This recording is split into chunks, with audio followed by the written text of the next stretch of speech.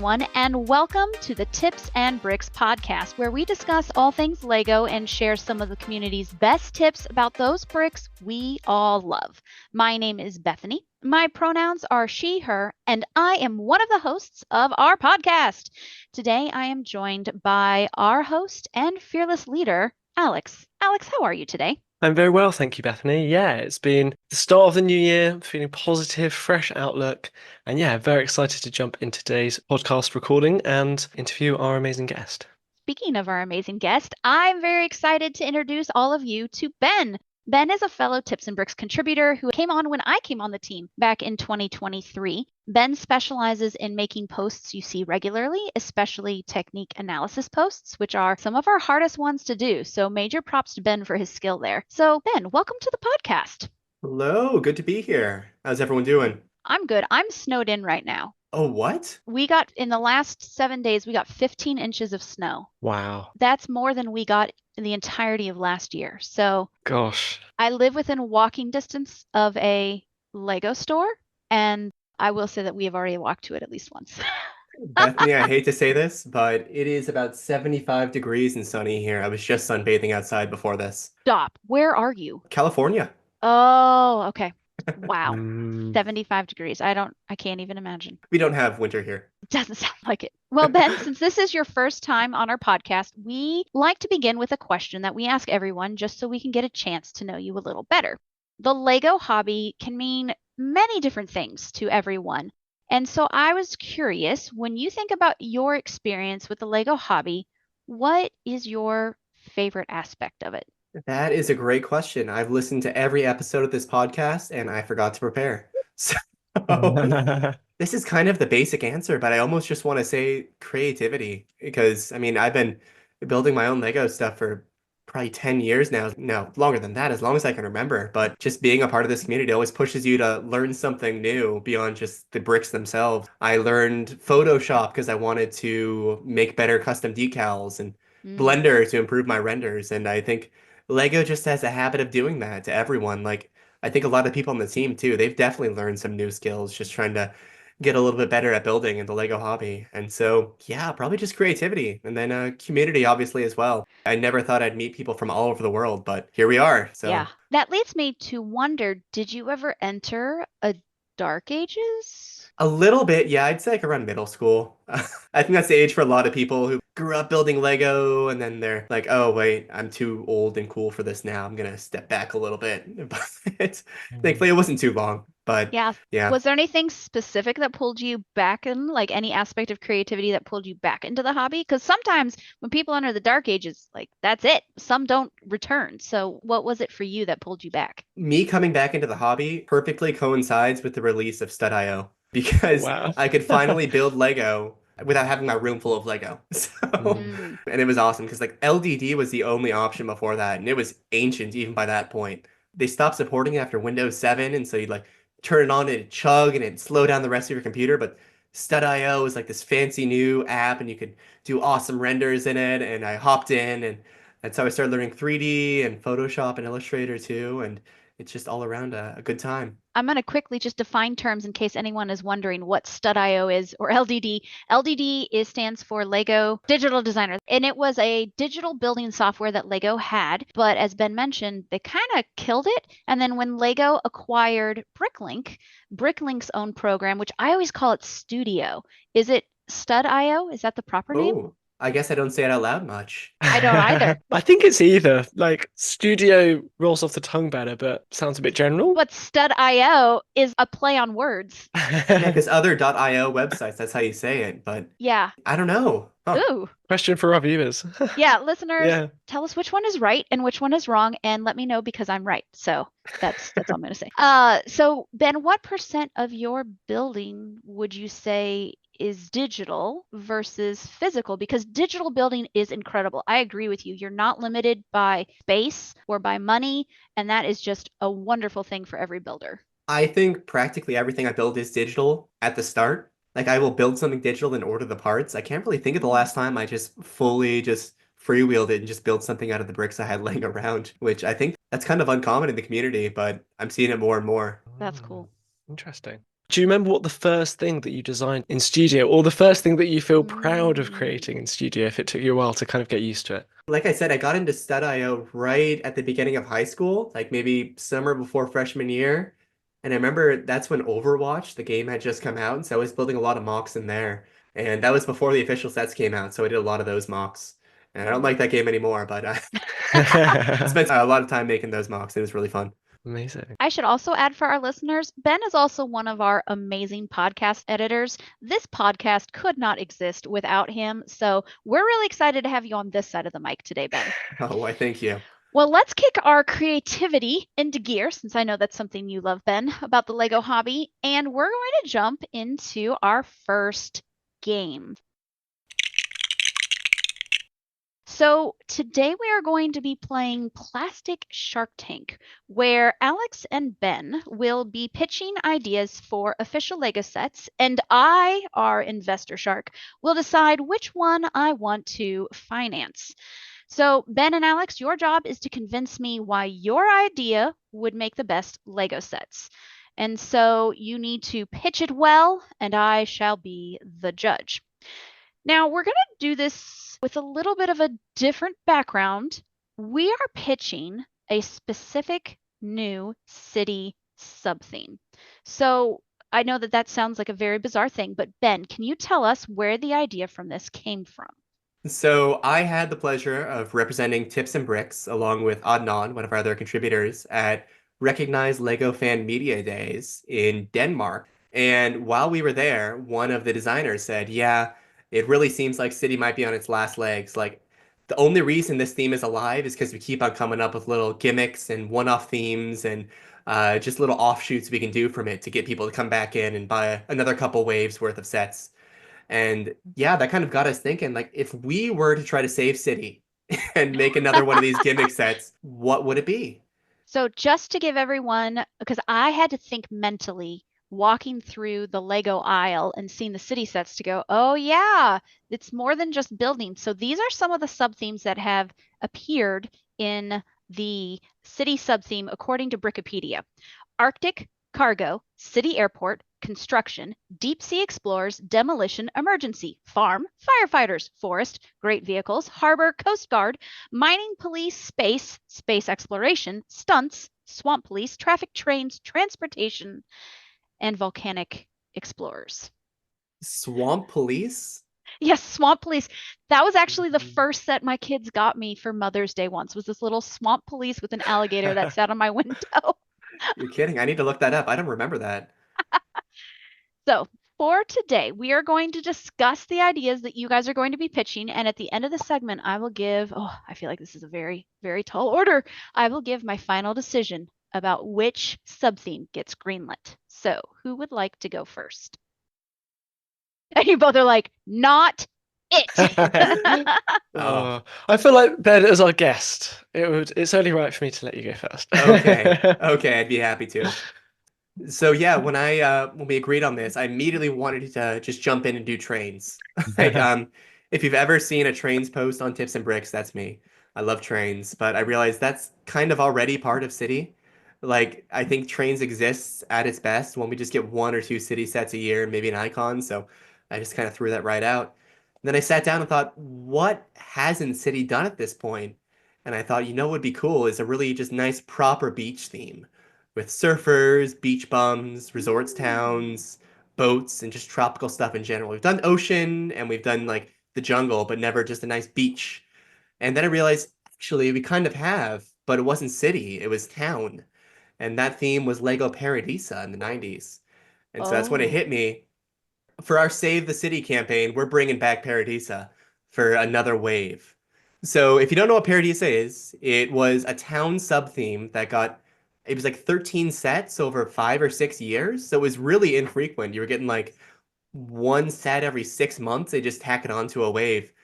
I think it's some of the best art direction Lego has ever had, period. It was all pastel colors, aside from the figures and accessories. Almost the whole theme is it's like pink and white and the old gray and like this cool retired green that was like a light green. And the whole atmosphere is just dreamy and surreal. It's the Twin Peaks of the Lego world, and it's just super nice to look at in general. It's just one of those themes that adult fans just still love to this day. So I say, hey, bring it back. Let's do 8 sets in a poly bag, which I'm gonna list off now. And this is Oh, in, Ooh, very okay. yeah, prepared. Bring it on. I'm excited. this is in ascending order of price. So the cheap one, sort of the entry point, is a lifeguard stand. And this existed in the original Paradisa, but this is just going to be a nice starting point. Maybe like 10, or they don't really do $10 sets anymore. Maybe like a $15 set. It's going to be a lifeguard stand, a couple minifigures, then a nice little terrain build at the beach to put it on. And one thing I'd like to do with this theme is that every set has some terrain builds because the original Paradisa sets came on base plates. And we don't really do that too much anymore, so I say we just build a little beach for each set. And the next smallest one is the Sidewalk Snack Bar, which this is kind of based on an existing Paradisa set, just kind of remixed to make it a bit more unique. So it's going to be a snack bar and kind of a boardwalk with a maybe a nice trellis in the back and some greenery. Also pretty small. We can call it 20 bucks, couple minifigures. And then the next one is the Seaside Cottage, which is a little house Ooh. on the side of a beach. Maybe you can have a couple there. Maybe they got a jet ski in front. I think that would be very nice. The original Paradisa theme came with a lot of horse stuff. Yeah. Weirdly, it kind of got Interesting. distracted from the whole beach thing and just did a bunch of horses for a little while. And so we got to incorporate that maybe just for one set. We can do we'll do a stable. And so I called it the Sunset Stables, which is the name of an old Paradisa set. That's And perfect. yeah, it's very nice. I love Paradisa. And then the next one is a fully original creation, Paradisa Docks. So this can be a nice dock. You can have a guy fishing there, maybe catching crab. We can have some boats, jet skis, windboarders, whatever you like. Get creative with it. Whatever we haven't gotten yet in Lego. And then the next big one is the Sand Dollar Cafe, and this is our first bigger building. And so it's going to be a nice beachside cafe. It's open air. You can get some ice cream, get some drinks. It'll be nice. You can sit on the beach, eat your food. Good time. Next, we have the Poolside Paradise, which is another existing one. And this was kind of the Barbie dream house of the original Paradisa line. It's one of the only ones that wasn't on the beach. It was just a big sort of Malibu style mansion, which we've gotten lots of mansions from Friends and City, but never one like this. And so I think there's definitely a gap for that there. And it has like a cool sports car in front too. And so I think you could have a nice 6 wide sports car build. It would be awesome. And again, it has a nice little driveway for the terrain build. And then the biggest one, this is the flagship, is the Dolphin Point Lighthouse. And I Mm. believe the motorized lighthouse is getting kind of close to retiring. It's been a couple years, so this could fill that nice gap there. And the original set that this is based on, it was a lighthouse, and the bottom floor was an ice cream shop, and it was really fun. And I just love that concept, a lighthouse ice cream shop combo. So that's gonna come back as the big set of the wave. And then the poly bag is the Paradisa barbecue, which is another old one. It was a brick pizza oven that you could just cook your pizzas in. And so the big gimmick with this theme is, like I said, they all have terrain builds on them. They're not just like a building. They're a building built on top of a beach or some grass or whatever. And I think all of these should be able to connect and Ooh. just have one continuous coastline of Paradisa. That would be just the coolest. There are a lot of great draws this theme could have. You could bring back the yellow pizzas, which we haven't seen in a long time. They're canned now. The old 1x3 boombox prints, the old printed umbrellas, and there are lots of classic face prints from there. You got the little guy with the pencil mustache and the that one sunglass face print that was in like every set in the 90s and early 2000s. And you're probably thinking this sounds great for A-Falls, but where's the kid appeal? And so we're gonna fall back on the tried and true city technique of just packing them full of animals. You look at any city sub theme, there's just so many animals, no matter what it is. You got safari, jungle, there's like multiple new animals in every set. So this is gonna be more of the same. So we're obviously gonna have like horses and a pony in the horse stable. The pony's gonna be returning from the CMF. We're gonna have a bunch of crabs, just the old crab piece. Maybe we can bring back the hermit crab piece that's a bit newer. Frogs, but they're gonna get nice, cool, tropical recolors to fit the color palette of Paradisa. So like a dual molded frog? Oh, I guess we could do that. Honestly, I wanted to say we can just do a new frog mold that's like a tree frog, but that's Ooh. kind of sacrilege. Yeah, that would never fly at Lego. No, no. And then the sea turtle's coming back from the CMF. Another cool gimmick could be putting a new parrot in every set. So we're keeping the same mold, but a new printed variant in every set would be awesome. And then here's one I'm really excited about is a new monkey piece.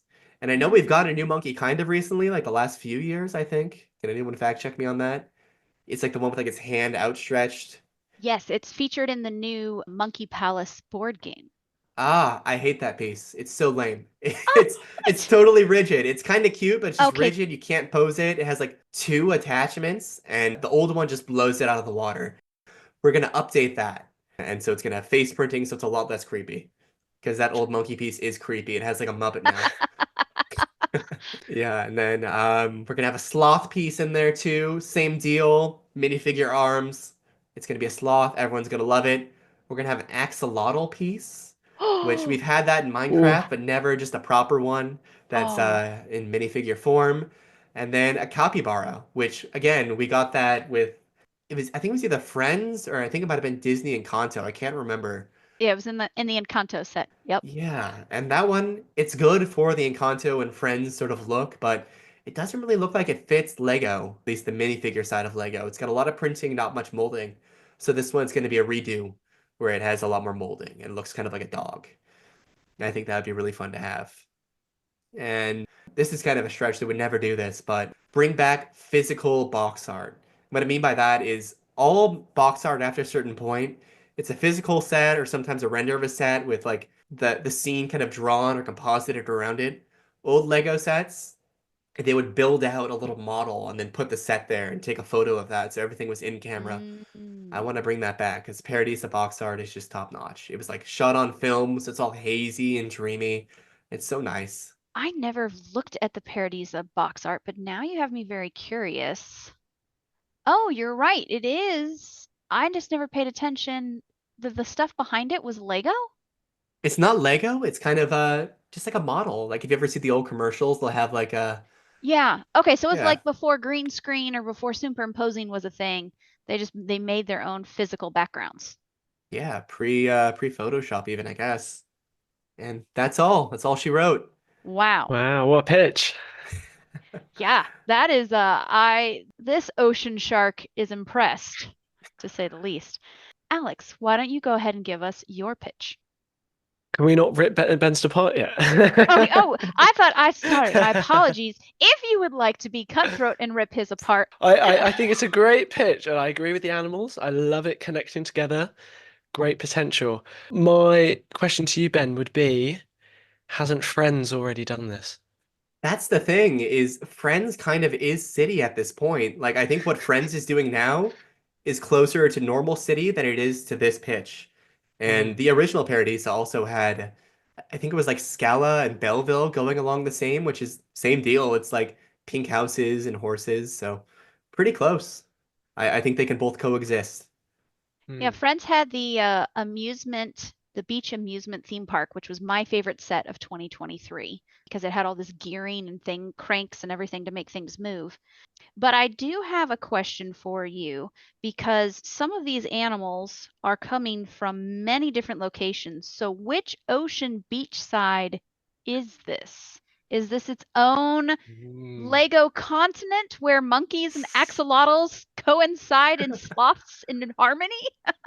Yeah, I put a lot of thought into this. I wanted it to be kind of Hawaiian themed at first, but I don't know. Lego doesn't have the best track record with the sort of Polynesian aesthetic, and Mm, so we could sort of drift away from that. And I was thinking kind of Mexico, South America, because I'm from California, and there are sloths in kind of that Central America region, and axolotls are only in Mexico, and right. plenty of sea turtles. So it's kind of an amalgamation of that whole area. There's not one specific beach it could be, but it just draws on Okay. the influence of that area. Gotcha. Okay. My other, if we're since we're picking things apart, my other critique is where something that city hits upon strongly is vehicles. That is like if it can roll or fly, it will be in the city theme. What is your vehicle, plural, that would be in this theme?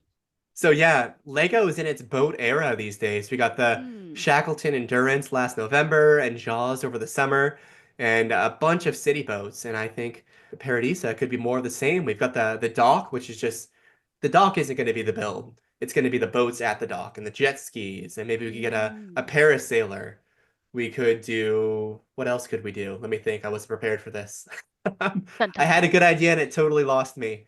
But You I could do think a car that like has a trailer for a boat as well. oh yeah, that could be fun. Yeah. You know, like one of those boat launches that's kind of like a slant that goes into the water and you back into it. Oh, you could do a float plane. That's what I was gonna say. Because they do have Oh, those at go to like tropical resorts. They'll have, yeah, come ride our float plane. It takes off from the water. And you could just stick Mm. that onto any of the sets, really. Just have it off on the side. okay. So like a seaplane. Hmm. I would love to see one of those. Where I live, we call them duck boats, the ones that can go from water to land, like for tours. I think that would be a lot of fun. And I like the idea of the different beach, ocean vehicles in terms of like ski-doos and stuff like that. Wait, what was that? Ski-Doo? Ski-doos. Is that, do you guys not call them that? Ski-doos? I've Is never heard this that in my life. is this a I'm in the Midwest, so do not trust my terminology for the ocean. Ski-doos, yeah, it's the thing that it's like the jet skis. It's a Oh, form of jet jet ski. ski. Yeah, okay. It's yeah, anyway, That works. That works. ski-doo. All right. That's fun. Just gonna go hide in my Midwest shame here. That's okay. That's fun. I like that better than jet ski. Mm. Oh, and you could do one of those things with the hose where it shoots out the water Oh, and the they go water flying. jetpack. We've Yeah. never gotten that in Lego. That'd be awesome. Ooh. All right. All right. There's some ideas brewing here. Alex, what would be your ideal sub-theme? Well, I'm going to blow Ben's pitch out of the water, I'm afraid, Mm. because my idea is Lego Olympics. Just let that sink in. Ooh. Lego Olympics. We're combining sport with Lego. I think this could be a real game changer for kids and adults celebrating the games. Yes, they only happen every 4 years, but they're one of the most watched events in the world. They bring people together to celebrate and they inspire the next generation. I remember when the Olympics came to London, it's what inspired me to take up rowing, and I've done that throughout my university career, and it was had such a big impact on me. So I think bring that fun and excitement to Lego, it'll be an amazing combination. So I haven't prepared a full list of sets, but I'm thinking we could have a real variety here. We'd obviously have a lot of different sports being represented. We've already covered some things like archery and other things in Friends, so we'd want to pick those that kind of haven't been covered before. So I'm thinking maybe some 100-meter sprints because those are very iconic. Bit biased, but I would want to throw in rowing as well, and I think we could get some really amazing brick-built boats. Basketball would be a cool one to bring back because we had some quite old basketball sets which had a really great functionality. Climbing, I think climbing would be an excellent one. I personally really enjoyed watching that at the last Olympics.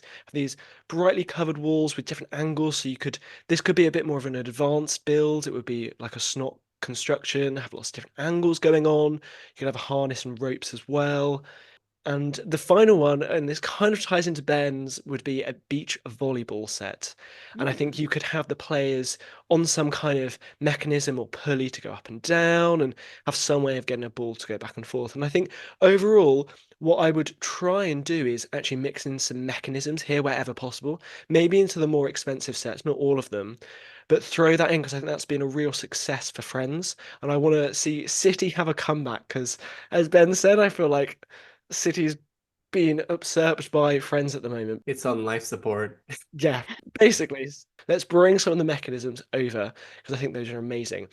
In terms of some of the other sets, I think we could have some buildings going on as well. We could have the athletes village. A lot of them, they're new builds, so they could be very sustainability focused, which City's already done, but let's have some different styles recreated as well. You could look to cities like Rio, which have some really unique architecture as well. We could also do lots of different food stalls and just other things that you'd see around, the games. I think an Olympic stadium would be a bit too big. There's no way you're going to build a massive one, but you could build maybe like a quarter of one or like a subsection to keep it interesting. And then the final idea I've got is the opening and closing ceremony. I think we could have some amazing kind of stage builds and audience builds and some demonstrations. We could have dancers, we could have puppets, we could have fireworks. There could be so much action you could pack into this. So I think another huge benefit of this would be it would have to be an official partnership with Olympics themselves, obviously, and you could include country tracksuits. So you could have a lot of different representation from a lot of different countries.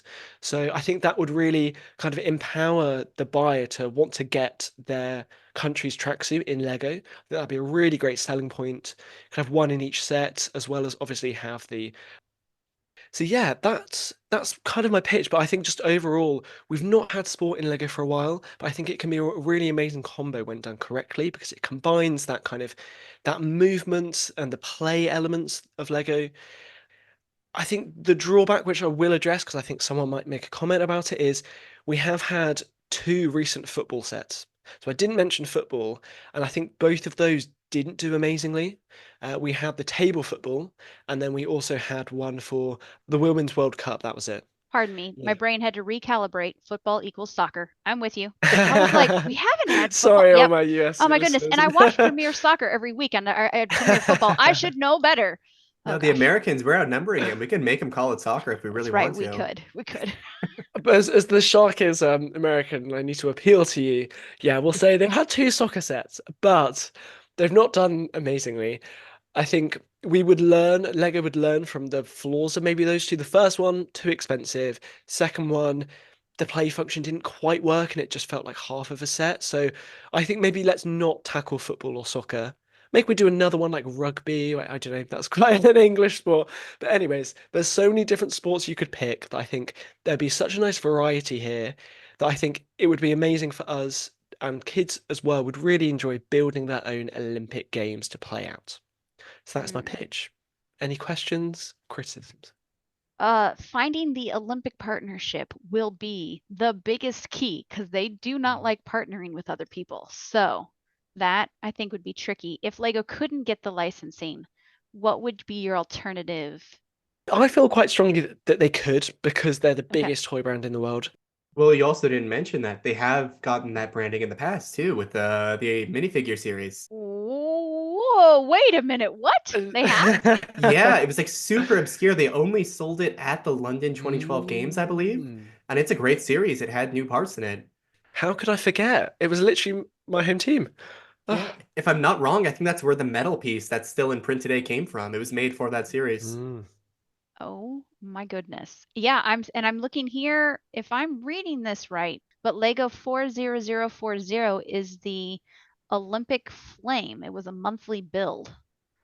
So, okay, I guess. Alrighty, I guess that it is a thing.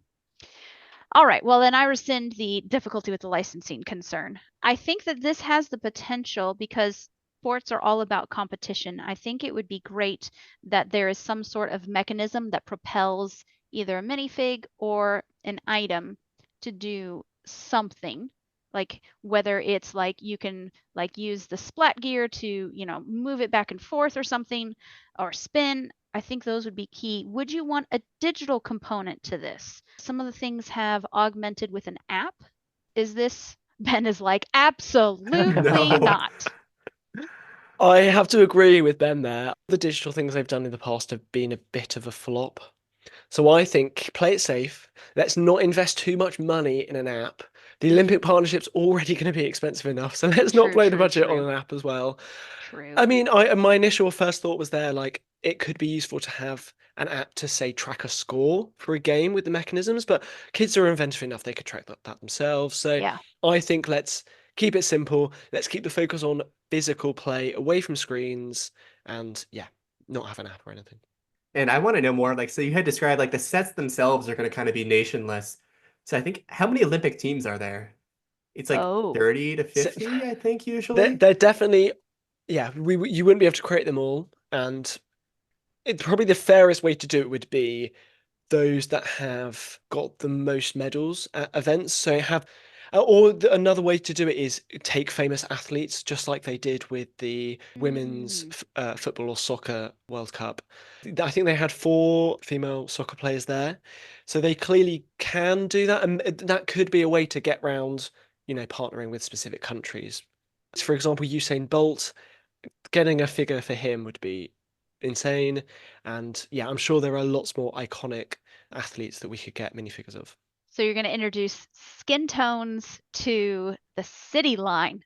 You know my thoughts on that, Bethany, 100%. Yeah. I hadn't thought about that until you've just mentioned it, but this could be the chance for City to change because I personally think we're not going to get into all of this now, but I just see all of the benefits of having skin tones, especially if we're going to throw in those famous athletes there as well. But I think Friends has shown the success, so let's move that into City with minifigures as well. Alex, the first time we ever talked, we talked about the foosball set with the skin tones. And so I Yeah. could not believe you didn't say that we're doing skin tones for this. That's what I was building towards. That's awesome. Oh, This is thank the you. perfect way to do it too, I think. Because the issue with the with that table football set, I think there was so much positive feedback about it being skin tones because you had immediately, I think it was maybe 20 options to build your own sig fig, but it was in such an expensive set. Mhm. So here, that's why we just need it to be more representative across, I think, all Lego themes, but this would be a really good start, I think, because you get a lot of different crowd members with different skin tones, as well as obviously those athletes. I like the idea of either picking a famous athlete and doing the sport around that because kids can recreate their scenes from their heroes that way. And I think that could make a set that might not be so thrilling, like racing, here we go. And you're literally going tick, tick, tick, tick, tick, tick, tick, and moving them around. I like the idea of bringing that collection to it, and maybe they have like a special print torsos, or like Harry Mm, Potter did the tiles that you have to collect in the latest Mm. line, like having like these little Olympic tokens. That could be I like the idea of having that special exclusiveness to it that makes you want to put the whole scene together. Lego has done some stadiums, and they have frequently been on the 40% off sale list. Hence why I said no full stadiums. Okay. But yeah, I think the fact they've done quite a few though shows they are testing the waters. I just think I agree too big. So let's try and do those, but rein them in a bit and keep the focus on the play Mm, rather than display. Yeah, I'd say the issue with those stadiums weren't that they were stadiums. It's that they were very specific stadiums that only appealed to one very small section mhm. of one kind of localized sport, to the Yeah. point where people who follow that sport but not that team would be not demotivated to buy that set because they don't like that. I don't know. I can't get where they were coming from, and I don't know why they did it twice, but And that's the thing. I think because they did like full microscale stadiums, Mhm. they couldn't just make a generic one because of No. the price. Had to keep it specific. But if you just included like a segment or like some areas, you could make it generic, and therefore fans of that sport would be keen to buy it still, no matter their team. All right. Well, I think the task now comes down to me. Oh boy. To decide if we are revisiting Lego Paradisa or revisiting Lego Olympics, because right now I feel like, Ben, you mentioned Lego is in its boat era. I also feel that Lego is in its nostalgia era. We're seeing Lion Knight's Castle bringing back some of the castle themes. We've got Blacktron that has made a reemergence. So we've had some of these like revisiting of old themes. So both of you have brought to the table two old themes that have quite promise. I have to say, the pitch that blew me away, or you might say blew me out of the water, Oh, was Ben's pitch oh, for Lego All Paradisa. right. congrats, Woo! Ben. Thank Very good you. pitch. Very well prepared as well. Yes, As you were very going well through that, prepared. I was like, oh, okay, then he's got 8 sets planned. Thank you. What took it to the finale for me was my kids are now teens, but I work with kids a lot, both for my job and then, just going over to friends' houses, and I will sit and play Legos with the kids. I see them gravitating towards vehicles and animals. So, brilliant job intentionally putting in each of the animals. And I think you also bring in those who love creating stories because you have made scenes that can connect and hook together, kind of like the Forbidden Forest was, that you had the polybag and the other sets that could connect Mm. together. You also nailed it with the cheap price points and the intentionality of the animals. That spoke to Animal loving nature. my animal loving nature and my playful heart. However, I will say, Alex, I want to see the Lego Olympics come back because now I am intrigued what sort of mechanisms, because Lego did Lego stunts. They've done amusement parks, and the Mario line has phenomenal mechanisms in it. So I want to see them create some sort of play, but I think both of these pitches could very well help extend the life of the city line. So bravo to Mm. both of you for your excellent pitches. Ben, my people will be talking with your people about getting this line happening. So well done. Man, I gotta admit though, I only had the idea for the animals while editing Alex's podcast segment where he was trying to name as many animals as possible. So Oh, he didn't even damn. realize. He dug his own grave. So Amazing. Amazing. Before you made me the host of this, my thought was to do some sort of, oh, what is the carts? The carts, the small carts, Soapbox. soapbox carts. And I've seen them where you have like the bikes and they have to go over something, or you have the planes, like the make your own. But then this past January, Lego literally released soapbox derby cars. So I was like, well, my one idea is gone. But you would have won then if we'd done this a while ago because you had the idea that Lego have now I done. suppose, I well, suppose, we'll have to yes. see if it succeeds first. Very true. Very true. Well, if any of you listening have a great idea for Lego City, tag us on Instagram with a story or build a sample and send it to us. We would love to see it because we want to keep the city. Do we want to keep the city line alive? I think we do. I don't know. What will we do without all of these blue boxes? I don't know. Mm. Send us your Paradisa mocks too. I want to do a technique Mm, analysis because there's some good ones out there. you make me want to like look deeper into the Paradisa. I was not aware of it. So you have What? intrigued me. It's Yes. good. It's a pretty, is it obscure? I don't know. I feel like it's in some circles. Well, thank you, Alex and Ben, for playing along with our Shark Tank. And now we'll move on to our next segment. So we're gonna hop straight into our first discussion of the episode, which is going to be our question of the week. For this episode, the question of the week is, what have been Lego's best and worst reveals? So a bit of context behind this one is we were developing this podcast. A lot of members of the team wanted to be the host.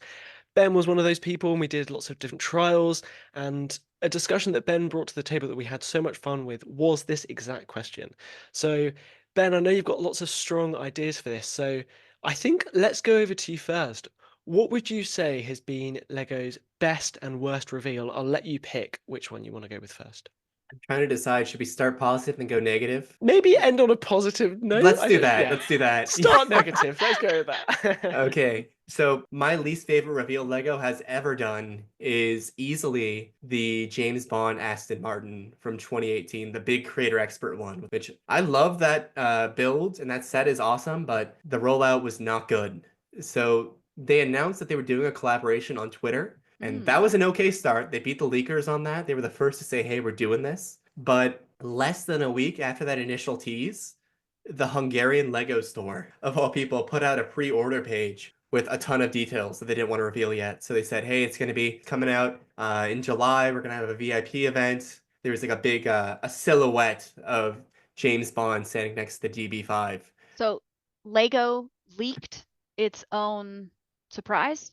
Oh, yes, Bethany, it just goes off a It cliff gets from here. worse. You have no idea. Oh, People already kind of generally knew, hey, that it's going to be probably around 1,500 pieces. It's going to be a creator expert car. There might be a Bond minifigure because he's in the picture. We all know this at this point, but Lego is still like leading us on with like a bunch of teasers, like, oh, what's this mystery James Bond set gonna be? Like, we already know, you told us like 2 weeks ago.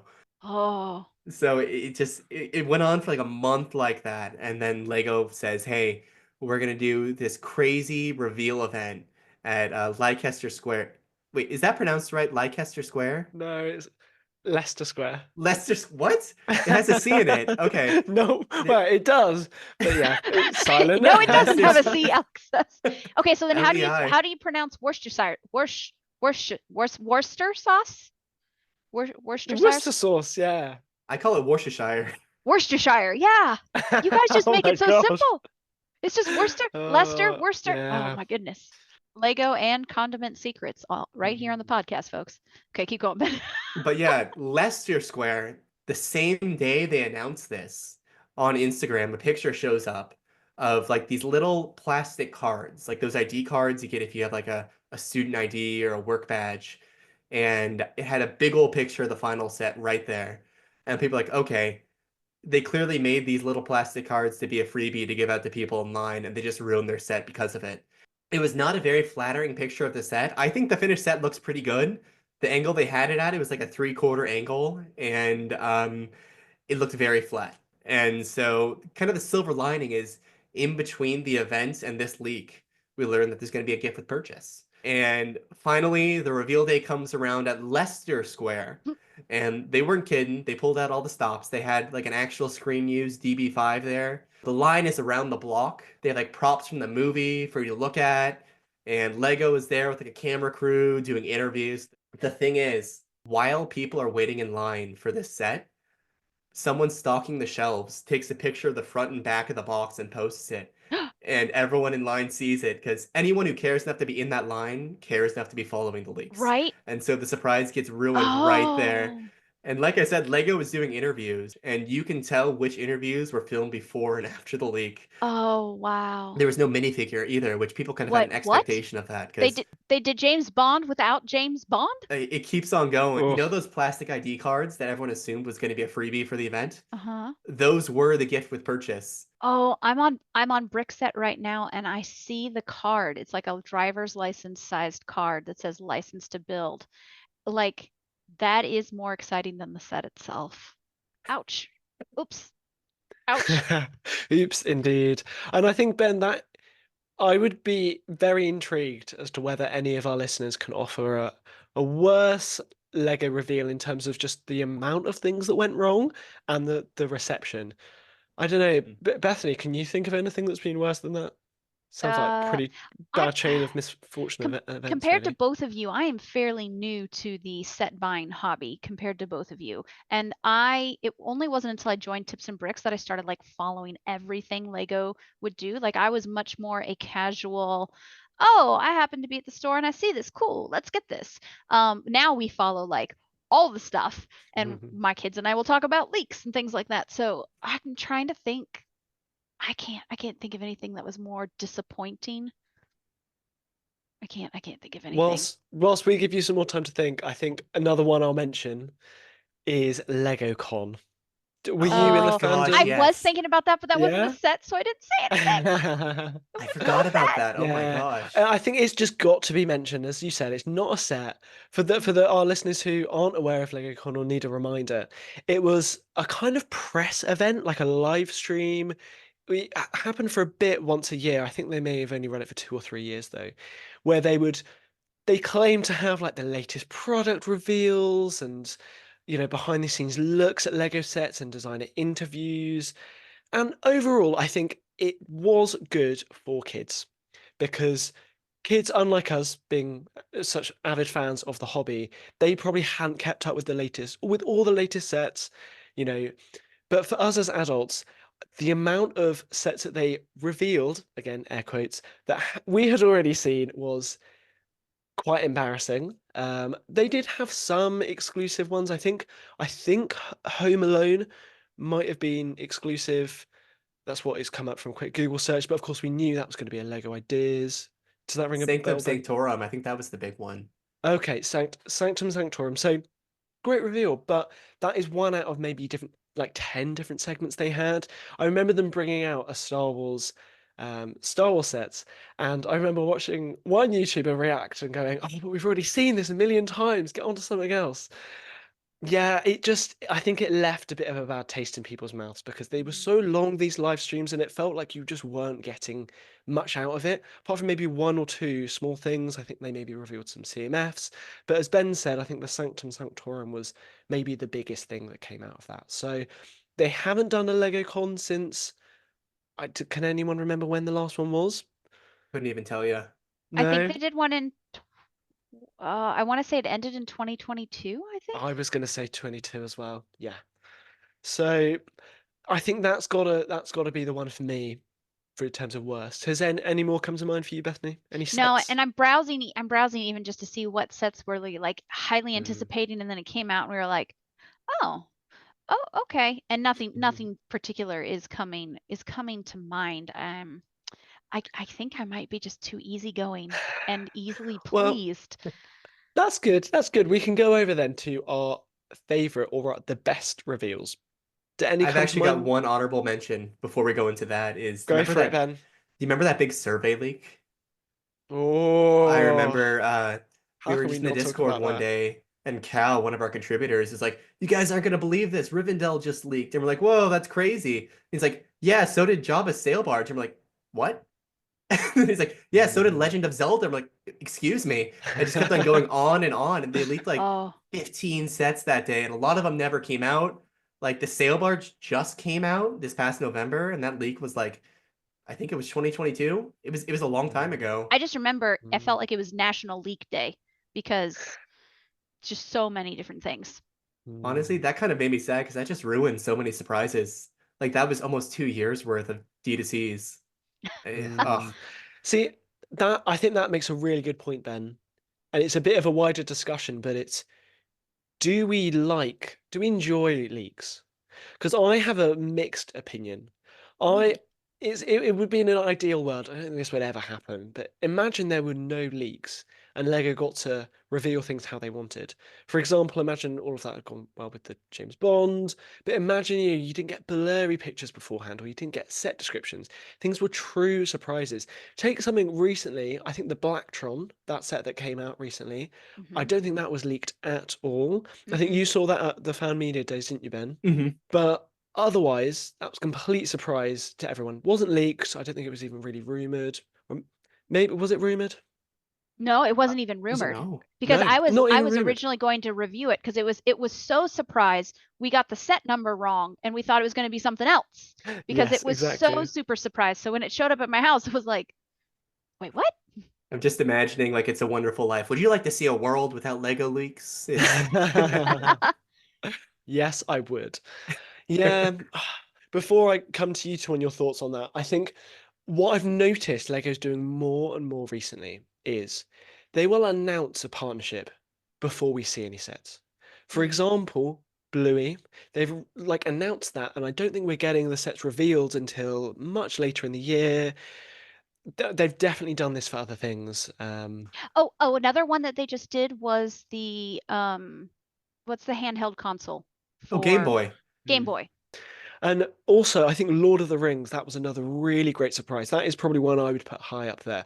And Hmm. if you, I found the teaser, and the teaser they released was, I think, a Frodo minifigure, and they had a ring, and in the reflection on the ring was like a kind of blurry, warped image of Rivendell, which Mm. had slightly been spoiled. As Ben said, there was a survey that got leaked that had pictures, but still, I think that was a really great, I wouldn't say surprise, but reveal. It was a nice way to reveal it, right? But let's backpedal slightly. What do you two think about leaks? Do you like them? Do you love them? Do you hate I think if leaks disappeared tomorrow, I wouldn't be too upset. Like it gives us something to talk about. them? But Lego has gotten better and better at its marketing. Like there was a time where you kind of depended on leaks to know what's coming up, but they're pretty good these days. And there are less leaks now than there were in the past anyways. So I think it's trending towards there might not be leaks after a certain point. I don't know. I don't think we can ever get to that world though, Ben. That's There'll true. always be people who will take pictures of things in factories or whatever, or people make mistakes. But I do agree, I think they are getting better at they're definitely putting more funds into trying to track who is leaking things, which I think is great. But Bethany, how about you? Oh, I don't. Hmm. Oh, you seem a bit mixed on this. I Wasn't am. yeah? I actually kind of enjoy leaks because it does give something to discuss, but it also helps me know how to budget. Mm, And I find that really very helpful, especially when it's like, hey, here's a release, pre-order starts tomorrow, exclusive gifts with purchase. And I'm like, wait, I haven't had payday yet. So I appreciate the leaks because it helps me get excited about something coming up. I prefer the leaks that are just the name of a set, the part number, the price. I don't mm, like when they're posturing what they think it will look like. mm. Um, That kind of ruins the surprise, doesn't it? And I think especially so. if they're wrong, if they give incorrect details, and Oh, then yes. suddenly it's the complete opposite. Nothing specifically jumps to mind, but I'm sure there's been times where, well, actually, no, one does bring to mind, which I think it's a Star Wars ship, the Hmm. V19 Torrent, which I think was rumored. I think it has recently been rumored. Might have to cut that bit out, but there was definitely a rumor like many years ago. Ben, you probably maybe remember this, and it just never came about. Does it ring a bell? I'm not the biggest Star Wars guy, but I think maybe that sounds familiar. Mm. Yeah. I'm sure it was part of a set list and then it never came out. So I just think they can sometimes be involved in hyping things up, and then when Lego doesn't deliver, people are like, "Oh, where's this set? Where's the Well, minifigures? Where's a the?" great Yeah. example, a great example of that was Animal Crossing. Lego Mm, announced the partnership, then they revealed what the sets were. And these were like, okay, these are great, let's go. And the sets weren't available for like 6 months, 9 months. I mean, mm, it was, we had to wait till the next calendar year before they came out. And I just yeah. remember thinking, like, why are they advertising this now? By the time it comes out, all the buzz will be gone. Like, what is Mm, happening? And so that was just a very strange, super delayed release in my mind. interesting one. Okay, well, to round this out, are there any other ones we've missed? Any best reveals, any worst reveals that we want to finish on? I will say the Lord of the Rings reveals have been phenomenal. And I have Mm, really enjoyed when Lego has done reveals with stop motion. Like, yeah, I believe they did that with Wicked, and I feel like there was one Lord of the Rings they did that with. But I really loved the stop motion aspect, bringing those forward. Those were great. sure. My all-time favorite reveal was the Stranger Things set. I don't remember the reveal, but I love the set. So yeah, fill us in. What was that reveal? Yeah, so it was what was it? I think it was a May 2019 release date. And we got like the name, price, description leaking in March of that year. And just straight up nobody believed it. Like this was back when like actual photo leaks of sets were pretty common. Like we'd Mm, learn about The Simpsons coming when we'd see Homer's head leak.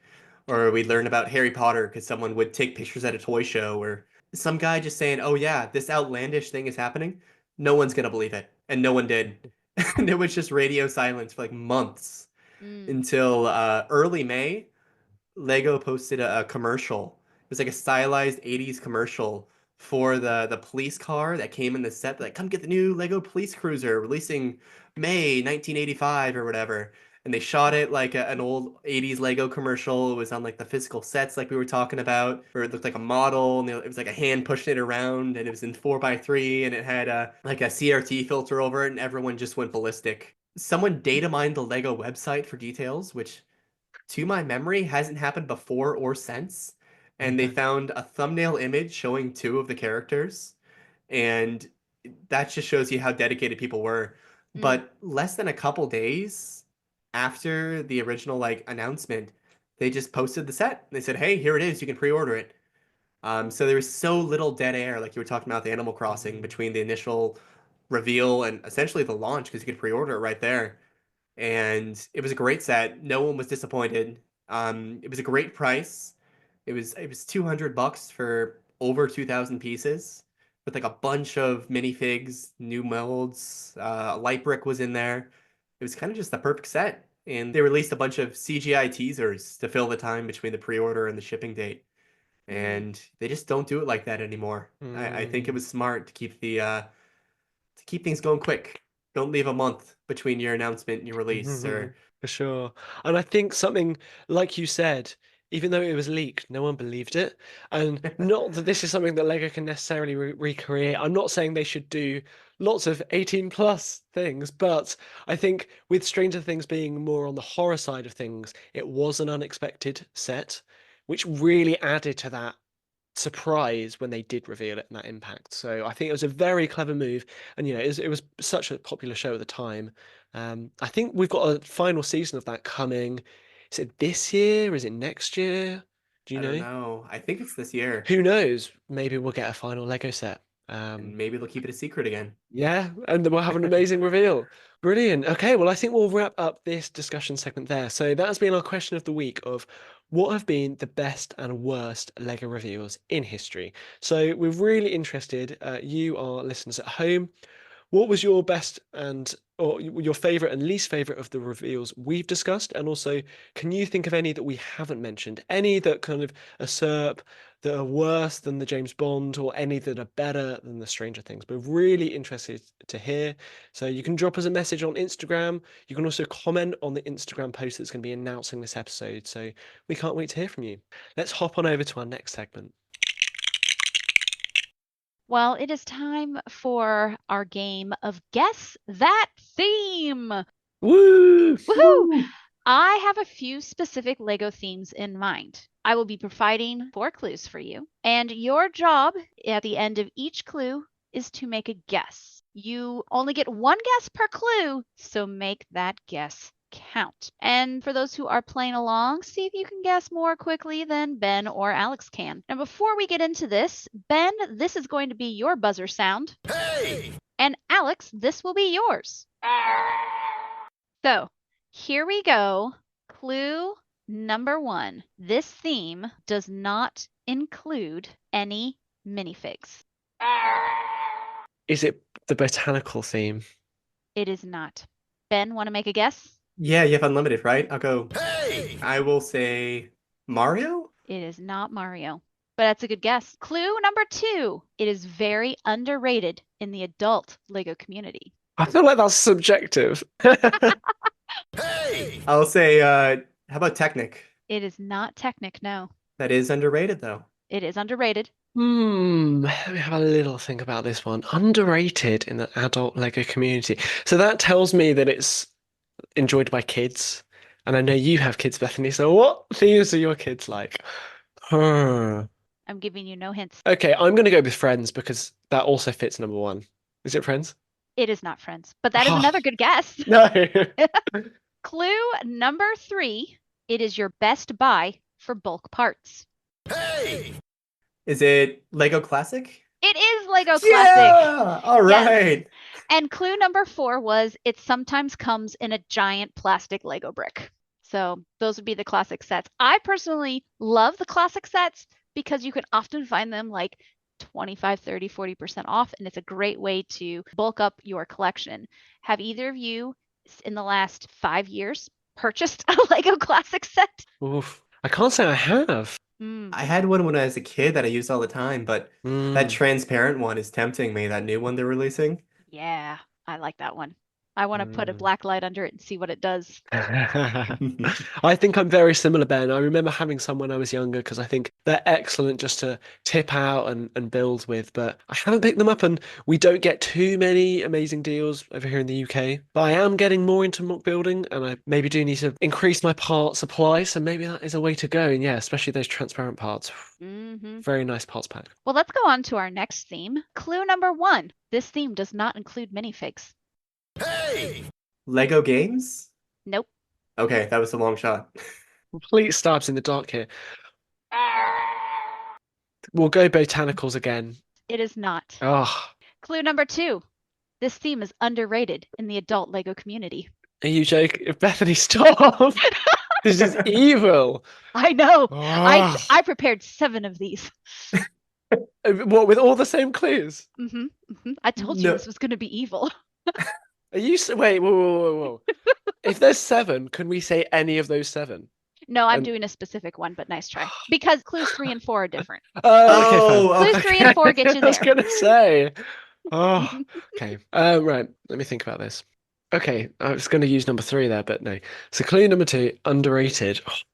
Oh, I'll just buzz in. Hey! Oh, it's Technic again, I guess. It is not, but that's a good Okay. guess. I'll go for a different one.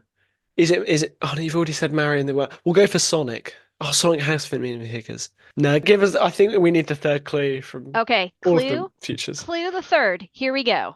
It is famous or infamous for the parts it includes. Alex, your face looks pained. So pained. So confused. Hey! That's too broad. I had one in mind. Let's say Galador. Ooh, I should have done that one. No, Okay.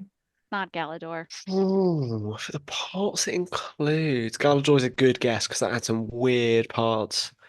If you want me to go to clue 4, I can. Yeah. Okay. I need it.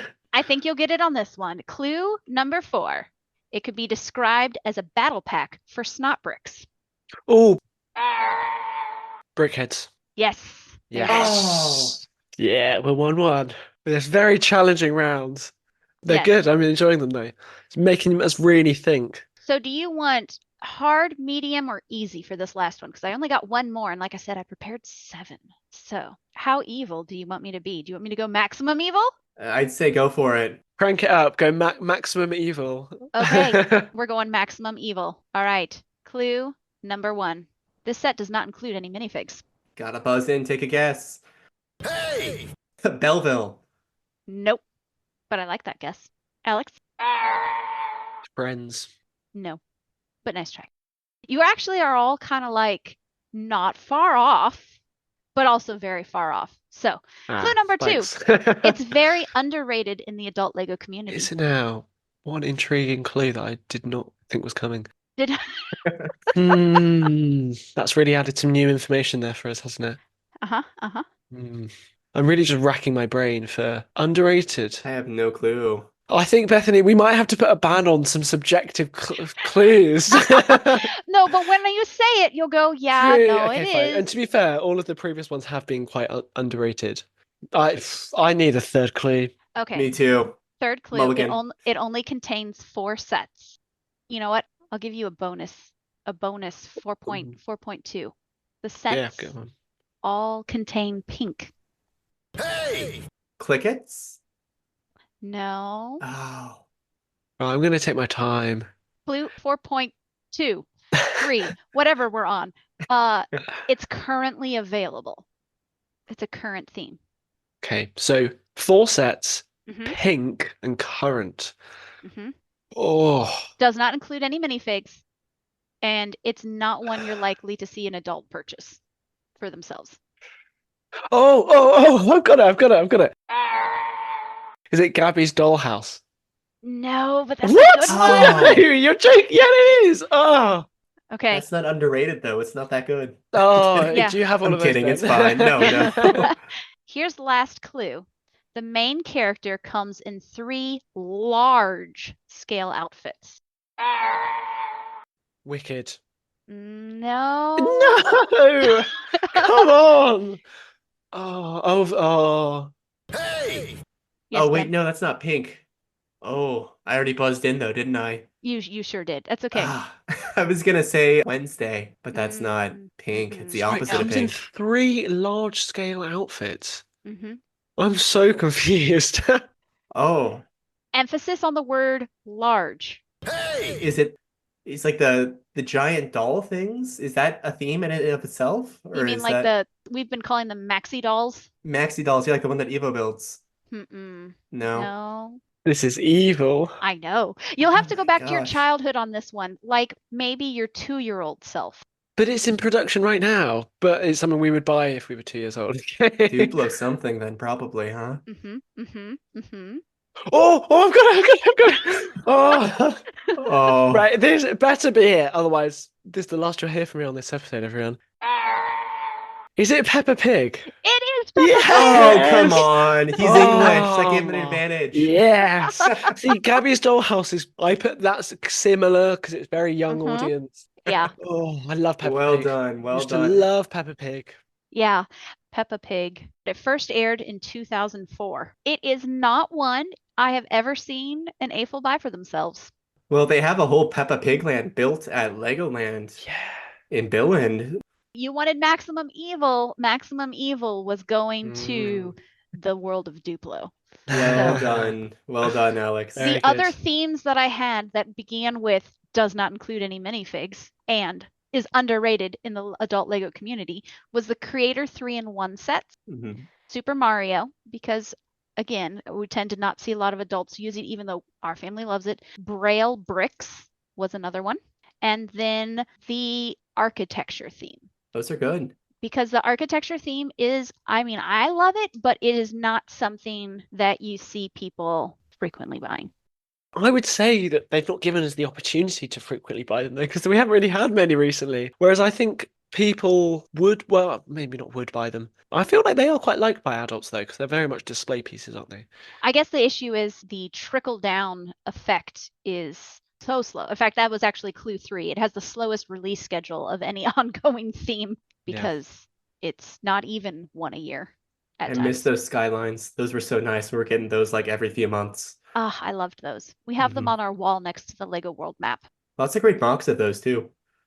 Mm. Well, thank you, Alex and Ben, for allowing me to torture you for the last few minutes. It has been my pleasure. I thought I would go for maximum evil and make the first 2 clues of all of my things the same because I was like, ha ha ha, let's mess with their minds. So I apologize for the frame of mind that I was in when I did this. And thank you for being such good sports. Amazing. Thank you, Bethany. Thank you. Okay, so we're coming into our final segment now, which is going to be ideas review. So it's the third 2024 LEGO Ideas Review, and the results are coming later in 2025. There are 54 total submissions that hit 10K. We've all picked our top 3 favourites. But before we go into those, we have our guest on the podcast, Ben, who has had a successful 10K ideas project. Ben, can you tell us about that and tell us about that whole process? How was it? Yeah, so I'm in the 10K club. I didn't have a set made, but I just got mine to 10K. And it was the Hollow Knight set based on the video game. And it reached 10K, I think little under 2 years ago now. Amazing. And how long did it take for you to gather support? It took about 2 years also. Wow. And like Hollow Knight is not the most popular thing in the world either. So like I feel like anytime I see like people making videos going through idea submissions, they're always like, how the heck did this get 10K? And it's like honestly, I Mm. just spammed the Hollow Knight subreddit for like 2 years. Like every few months I'd say, hey, come support this. And eventually it just all comes in. So I just found my audience.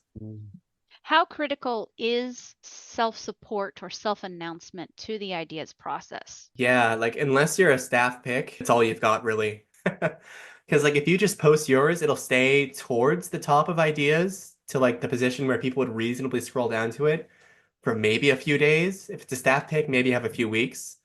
But yeah, you need to just be posting it somewhere or else it's just going to get buried almost immediately.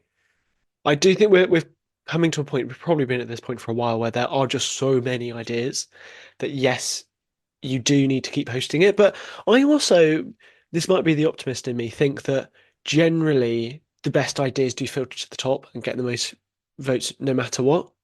But I think the staff picks is quite a good mechanism they have for recognizing those builds. But anyways, we're not going to discuss all of that on our thoughts of ideas today. We're going to focus on, as I said, the 54 submissions who've reached that amazing 10K mark. So congratulations to all of those creators. That is such an achievement. But we have all picked out our top 3. So we're going to list off those top 3. And then after we've got those 9, each of us are going to pick our favorite one that we'd want made, but maybe won't be made because it might not be popular enough. And we're also going to pick out of those 9 which we think has the best chance of being picked. So, Ben, you're our guest. I'm going to hand over to you first. Can you take us through your top 3 picks? Okay, yeah, my first pick is The Summit Station by Baron von Baron. I didn't know he was on Lego Ideas. I thought he was getting Johnny Thunder. But it's this great it's really unique. It's like a cabin on a cliffside, and there's all sorts of activities going around, with like a trolley going up the side. I just love it. It's really busy, but in a good way, and the colors are super pleasing. And I would definitely buy this day one. It's just amazing looking at all the techniques, and every time you zoom in, you see something new. It's just fantastic. My other one is a different station, the PlayStation 2. It's another buildable console, but this was my childhood console, so I'm super biased. But this one, I think if this came out and became real, it would be the best of the buildable consoles because you can open up the top and see all like the mechanisms inside. And I just fixed my PlayStation over the summer. I had to open it up and like fix the ribbon cable, and it just looks the exact same. Super cool concept. Not the most original project, but it's just offsets that by being so well executed. And then my last one is Lego Godzilla, which I've done posts on Godzilla mocks in the past. This one is just so well done. And Godzilla is huge, and specifically Godzilla toys are huge. So I think this one has a very good chance. And I would love to see this become a real set. And I just want to have it tower over my city. Fantastic. Excellent 3 picks. I love that 2 of them were stations because that links to your love of trains and train stations. But yeah, great picks. But Bethany, let's come to you. Can you take us through your top 3 picks, please? Yes. So one of my top picks is The Lake House by Terama. And it has a beautiful color, a beautiful aesthetic, but I also feel like it really fits what some of the previous idea sets have been kind of like just this scene, but also kind of like that water element. Like I'm thinking of the old fishing store, the lighthouse. So this to me is just a really great. It's got reds and is that dark turquoise? I think it's dark turquoise. Yep, I think so. Really beautiful color combination.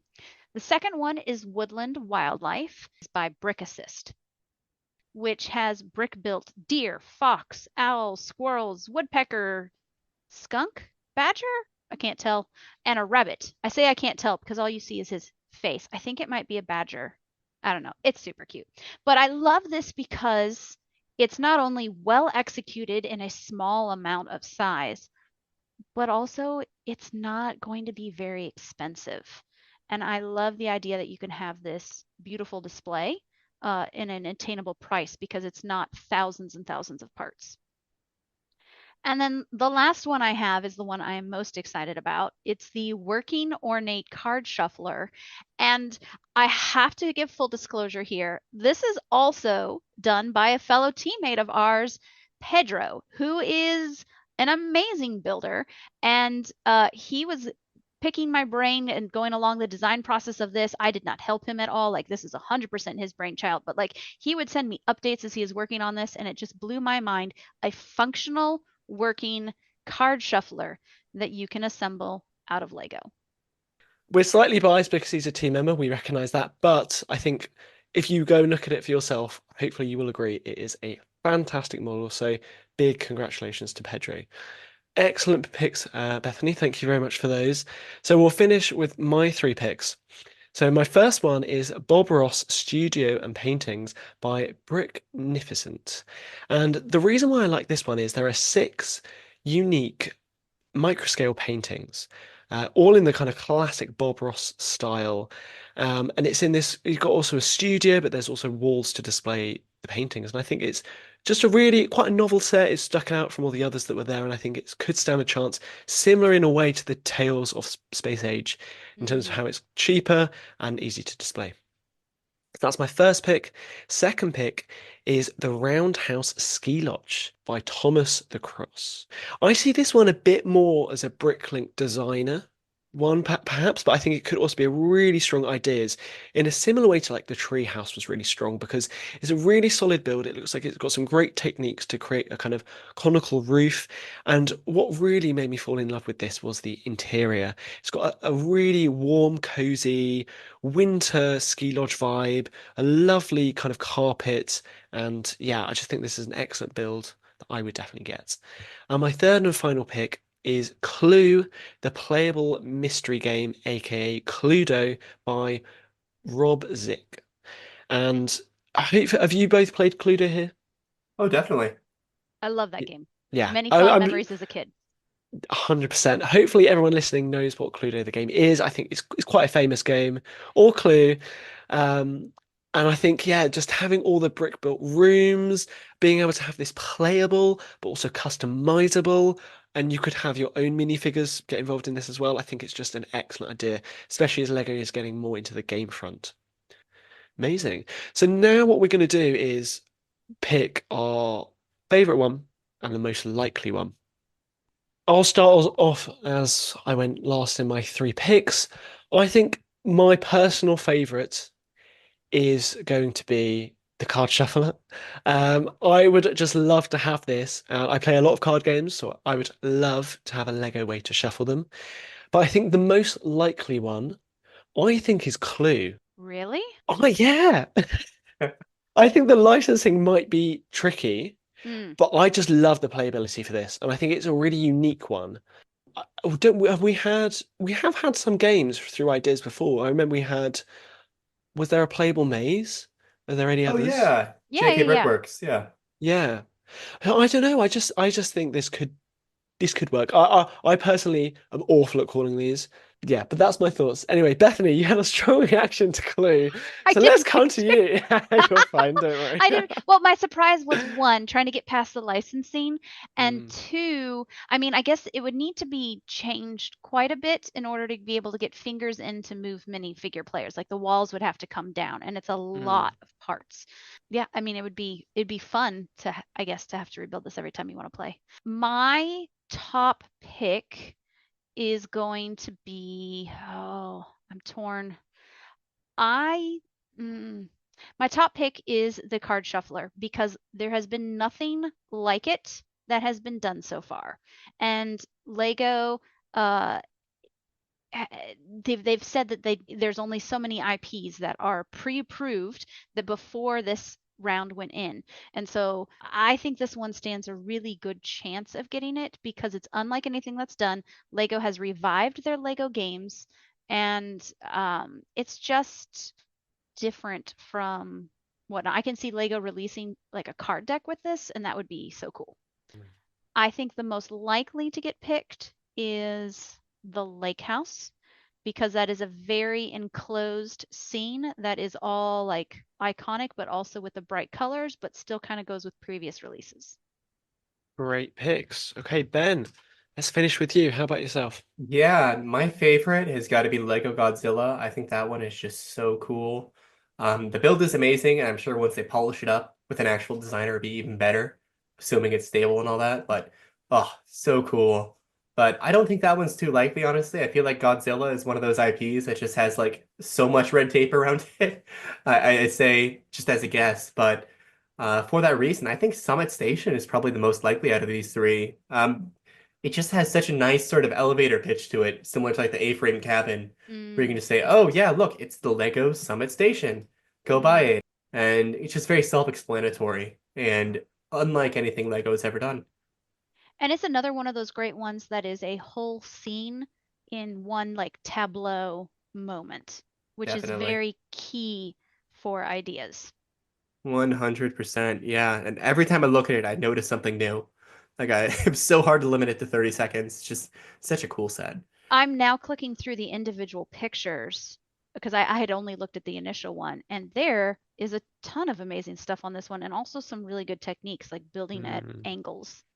Yeah. If this Sure. doesn't get picked, I'm sure it'll end up in the Brick League Designer Program, or at least be submitted. Yeah. Amazing. Well, excellent picks. Thank you so much, you two. We're really interested to hear from our listeners at home. Of those 54, have we missed out any of your favorites or any ones that you think are sure picks to be made as the next ideas set? Let us know in the comments of the Instagram post announcing this episode. And you can also support us if you really enjoy these episodes. Support us on Patreon, and you'll get access to a Discord server where you can chat with all three of us about all things Lego. Well, thanks, Ben, for joining us today. This has been so fun. I told you before we started recording, I was super excited that I got to do this episode with you. I always enjoy chatting with you.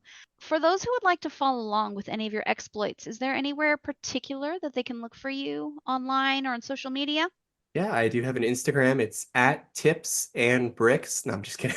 No, that's really about my only social out there. It's where most of my time goes. So just follow the blog.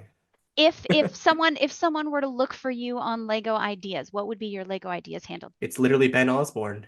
BENOSBORNE. All right. So there, if you're curious to go see what Ben's Ideas submission that made it to 10,000 was, you can hunt for his name on Ideas. And we appreciate you giving this a listen. If you could do us a favor, if you could please go over to iTunes or Spotify, wherever you're listening, rate this podcast. It really helps other builders like you be able to find the podcast. Feel free to share this with your friends. And if you want to continue the conversation, come join us on Discord through our Patreon. We would love to have you. Thanks, Alex. Thanks, Ben, for joining us today. It was a blast. Yeah, thanks so much for having me. Oh, our pleasure. And with that, happy building, everyone. We'll see you next time.